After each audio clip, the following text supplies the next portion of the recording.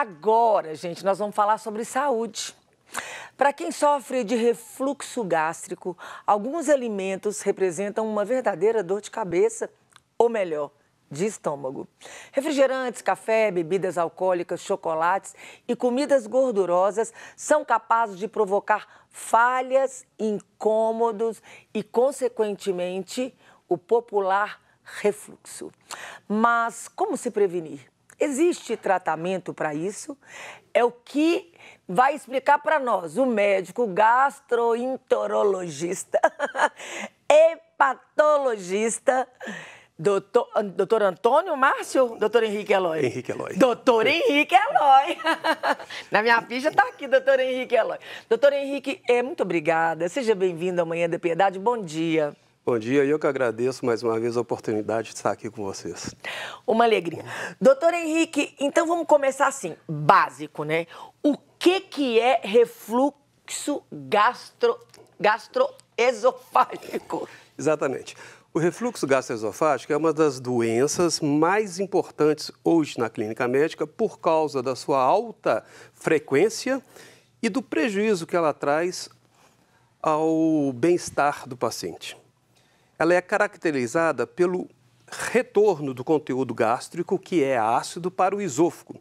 Isso levando, então, a queimaduras do esôfago, que pode chegar até mesmo à boca e ao pulmão. Uhum.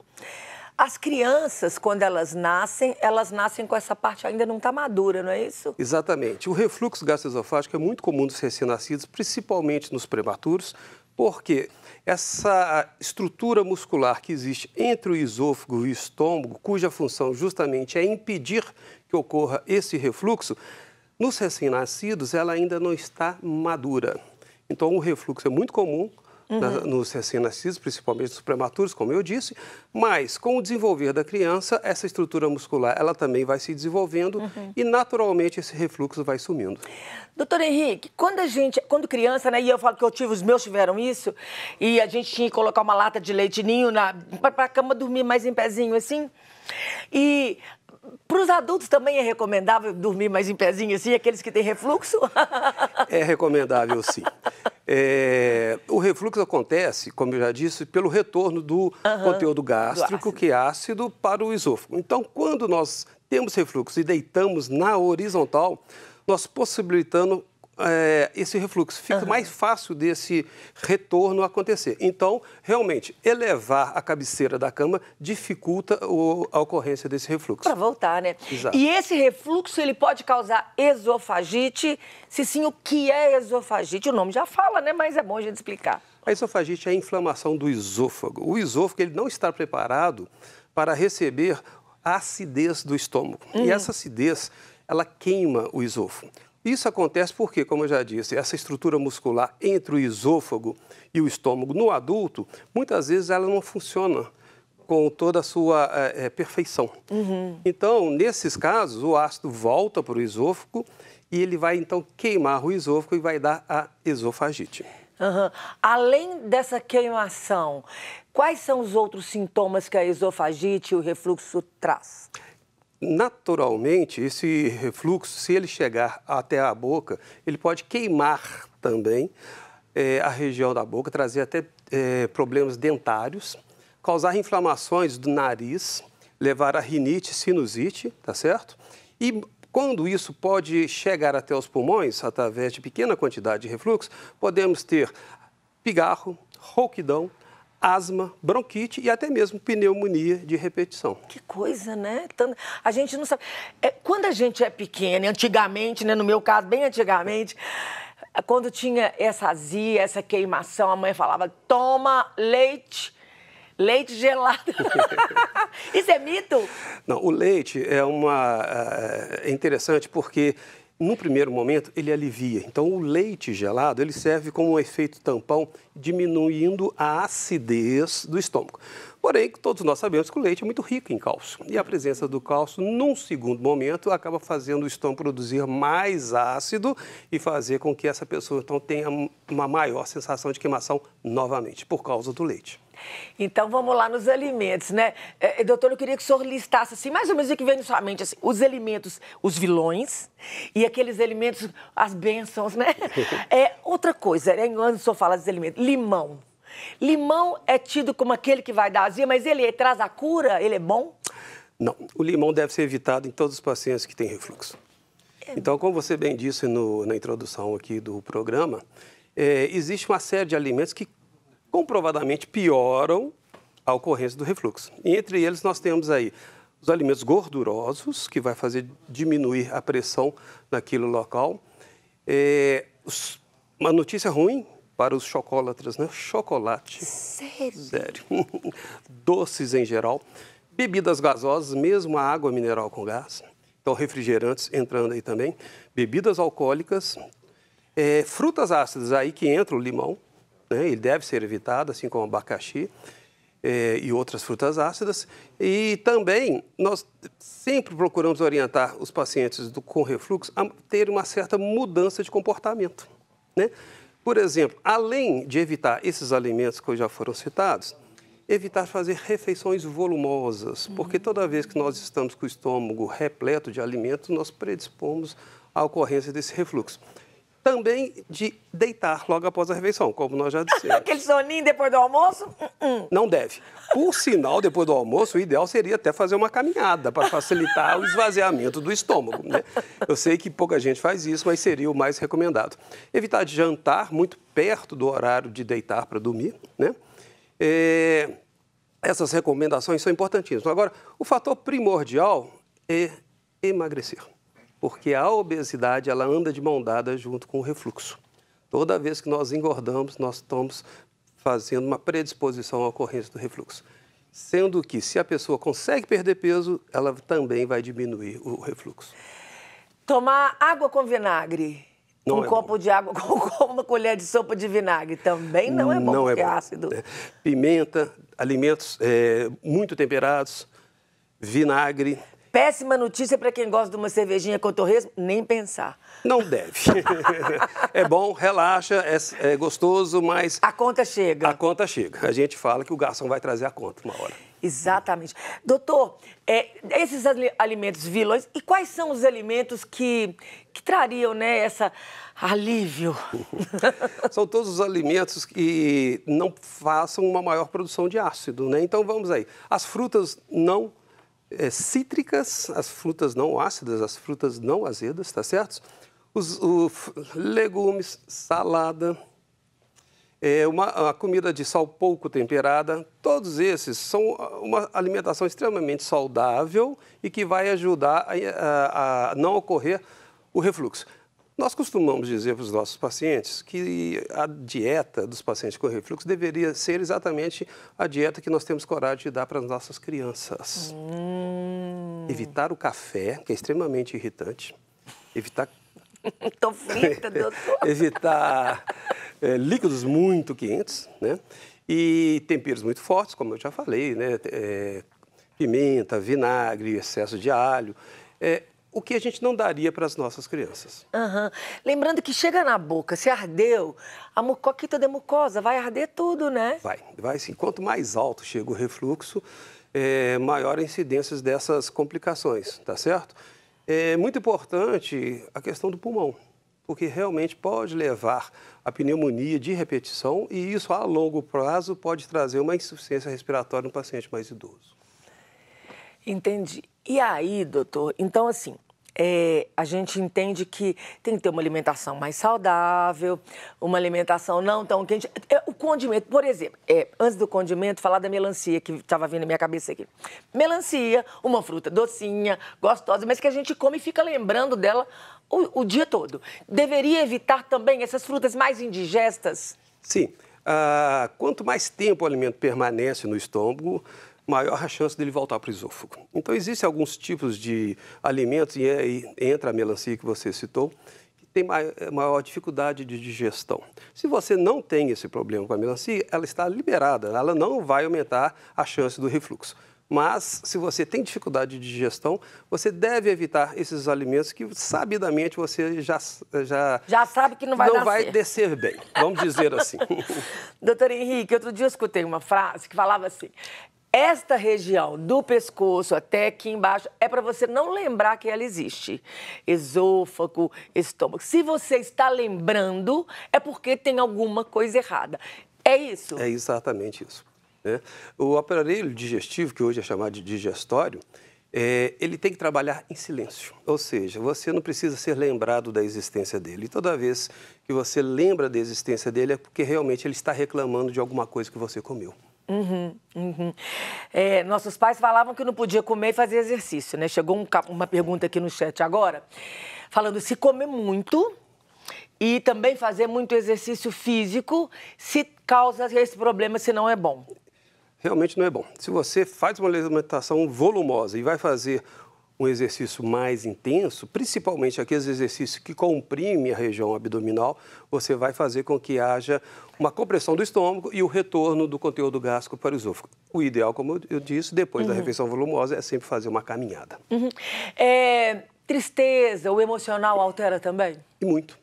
É um dos principais fatores hoje de piora, né, da nossa saúde gástrica. Né? Toda vez que nós temos alterações emocionais, seja ela irritação, ansiedade, preocupação em excesso, irritabilidade, estresse, nós estamos fazendo com que o nosso estômago produza mais ácido. É uma reação natural do nosso organismo a essas situações.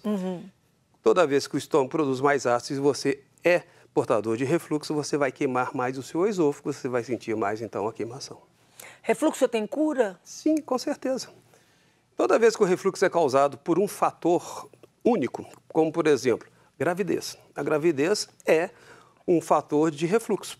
Nos 3 primeiros meses, causado por alterações hormonais, então a grávida, no primeiro trimestre, ela tem muita azia por causa dessas alterações hormonais.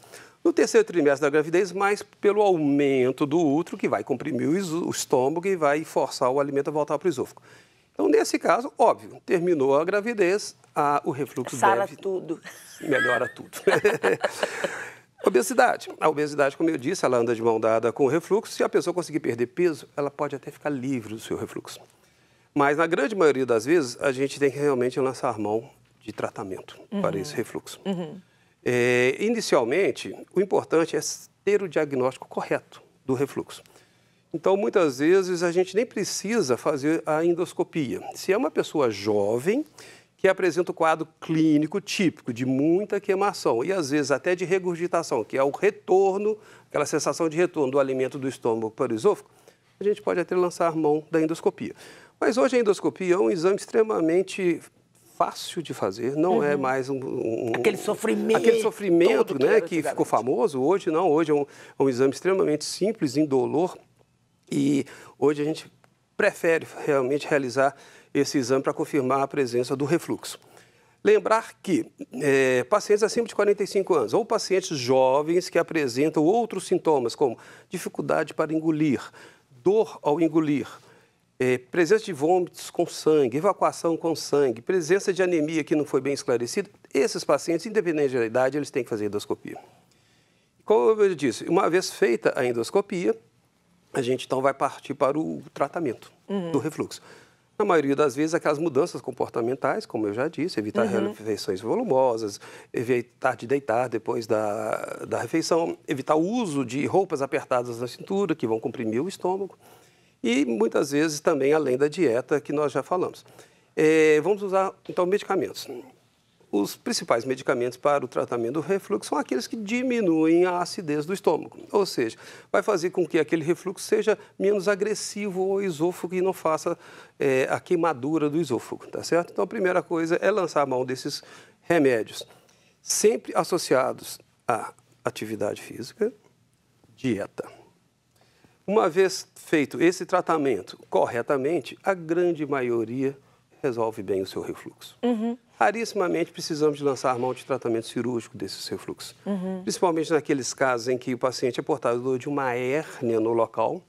A presença da hérnia, que nós chamamos nesse caso de hérnia de hiato, ela predispõe o refluxo. Lembrar que a simples presença da hérnia não é indicativo de cirurgia. a gente opera não a hérnia, a gente opera refluxo de difícil tratamento com medicação. Mas, em alguns casos, a própria presença da hérnia ela faz com que esse tratamento clínico seja de resultado não muito satisfatório e acabamos operando nesses casos. A operação, quando indicada, e ela deve ser muito bem indicada, para que o resultado seja satisfatório, é uma operação bastante simples. Não é uma operação complicada, é uma operação de, no máximo, aí 24 horas de internação, né? E, como eu disse, quando ela é muito bem indicada, realmente ela controla o refluxo do paciente. Doutor, a gente vê as pessoas mais antigas que fazem uso de antiácido, de bicarbonato. Tinha um comprimido antigamente chamava Pepsamar, nem sei se o senhor lembra dele. Lembro. Que meus avós, meus pais faziam uso direto disso, como se fosse bala. E isso é um problema? Esses medicamentos nós chamamos de antiácidos. Tá? Então, existem vários tipos de antiácidos, o Pepsamar ainda existe. E eles realmente aliviam os sintomas, mas eles não tratam o refluxo. Então, até hoje, a gente pode lançar a mão, sim, desses antiácidos. Quando estiver passando mal, aquela queimação. Você já fez o uso do medicamento indicado para o refluxo, mesmo assim você está sentindo uma azia muito intensa, você pode usar esses antiácidos sem maiores problemas. O bicarbonato, se ele for usado de forma bastante restrita, não há maiores problemas. A gente tem muito receio daquelas pessoas que lançam a mão do bicarbonato com muita frequência, porque aí pode trazer realmente alterações do organismo, principalmente a nível renal. Então, o ideal é dieta, fazer as mudanças comportamentais e usar os comprimidos para diminuir a acidez gástrica. Exatamente. Falando de acidez gástrica, chegou uma pergunta também aqui no chat falando sobre pH do estômago. Qual é o pH ideal? Eu nem entendo disso, queria que você explicasse essa coisa de pH para a gente. O pH normal do estômago é sempre mais baixo, porque ele precisa da acidez para começar a digestão. Já o pH do esôfago é um pouco mais alto, como eu disse, ele não é preparado para receber acidez. Toda vez que o pH está abaixo de 4 no esôfago, nós já temos a sensação de queimação do esôfago. Então, abaixo de 4 no estômago não teria problema. Abaixo de 4 no esôfago já é problema. E esse pH é medido através da saliva? Como que medida esse pH? Não, normalmente nós só temos uma maneira fidedigna, vamos dizer assim, de medir o pH, que é através de um exame chamado pH-metria, justamente a medição do pH. Esse exame ele só é lançado mão quando nós temos alguma indicação da cirurgia para saber se realmente aquele paciente apresenta um grau de acidez elevado no esôfago. O diagnóstico dessas doenças, elas só são porque a pessoa realmente está passando mal ou às vezes ela é silenciosa? Muitas vezes ela é silenciosa. É uma doença extremamente frequente, como eu disse. Acredita-se que no Brasil, algo em torno de 12% a 20% da população apresente sintomas de refluxo. Muitas vezes a pessoa tem refluxo com pouca frequência, então ela não procura o médico. Para nós fazermos o diagnóstico de refluxo sem fazermos a endoscopia, normalmente a gente espera que o paciente apresente queimação, azia, pirose, que tudo é a mesma coisa, pelo menos 2 vezes por semana, no mínimo por 2 meses. Aí nós podemos rotular esse paciente como portador de refluxo. E se for um paciente jovem, como eu te falei, nem precisa abrir mão, nem precisa fazer o uso da endoscopia, podemos abrir mão da endoscopia e já fazer o tratamento clínico dessas pessoas. Maravilhoso, claríssimo, entendi tudo. Doutor Henrique, de tudo que nós falamos, tem alguma informação que o senhor gostaria de falar, caso a gente não tenha falado? Eu gostaria de deixar a mensagem de que hoje realmente a gente vive uma epidemia muito grande de obesidade. Então, essa obesidade, ela está em uma série de consequências, entre elas, principalmente, o refluxo. Então, alimentação saudável, prática de atividade física regular e bom estado emocional é o segredo. Saindo de uma pandemia, né? É difícil. Doutor Henrique, muito obrigada. Lembrando, gente, o Instagram do Doutor Henrique está aqui, @HenriqueEloyBuenoCamara. Camara mesmo? Câmara. Isso. É porque aí é sem acento, né? Henrique Eloy Bueno Câmara, o Instagram dele. Link na bio, você lá, tá, os telefones, tem? 3222-6422 é o telefone de nossa clínica. 32 22 22, põe na tela. 64 64 22. 3222-6422. Pelo Instagram dele também você descobre isso tudo. E para poder marcar consulta, poder fazer avaliação. Não é normal a gente ter dor no estômago, ter refluxo, ter esse incômodo no esôfago. A digestão tem que ser perfeita, né, doutor Henrique? Exatamente. Nós não precisamos de lembrar da nossa digestão durante o dia. Muito obrigada pela sua presença, viu? Eu que te agradeço mais uma vez pela oportunidade. Deus abençoe muito.